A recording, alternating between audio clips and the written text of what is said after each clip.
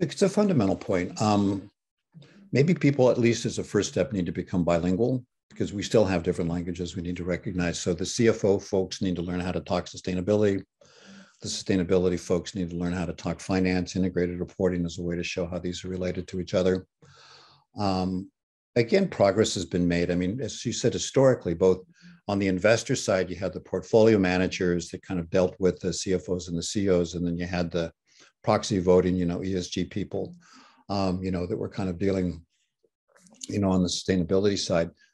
That conversation is becoming a more integrated one by the investors, where you have the portfolio managers that really now do have a point of view because they recognize the importance to value creation. They have a point of view on what the material ESG issues are. So is it perfect yet? No. And it's kind of an age thing. I mean, folks closer to my age are probably not there as much as millennials, like my daughter, who's a partner in a hedge fund. But I think having then that reflected on the corporate side, and one simple recommendation that I would make in this regard is I think in a lot of cases, it makes sense for the CSO to report to the CFO, because if sustainability really is core to strategy, as companies say, then, it's core to capital allocation.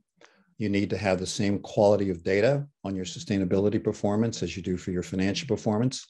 It's hard to do that without standards. The ISSB is going to give us standards.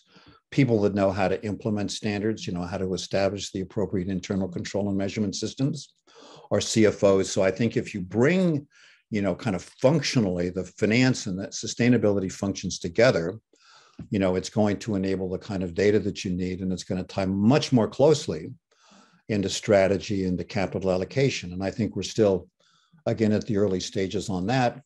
But then, another advantage that comes from this is that you want to have, when you're having your investor calls and you're having your investor meetings, the chief sustainability officer should be there, because investors are going to be asking those questions.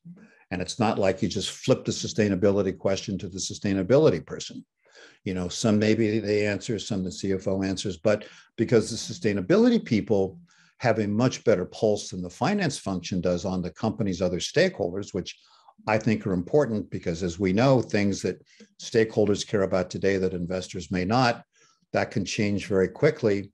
Yep. They're going to be bringing a much broader perspective into the corporation around a set of issues that the CFO and the investors may not be thinking about today, but they should be as they're looking forward. And I think another important point to make is, yes, we have a sense of urgency, and I agree with that, but there's also kind of timeframes. These things play out. So we need to get away from the CFOs responding to pressure from, short-term investors and having all of these, quarterly calls being out of the numbers looking for the next quarter and for the next year in this kind of stupid earnings game I've been writing about for decades. And you have a conversation that's more about, how the company is, creating value. What's the important role of stakeholders and how they're doing that? What are the metrics? What's material? How they're reporting on it? How is compensation taking place?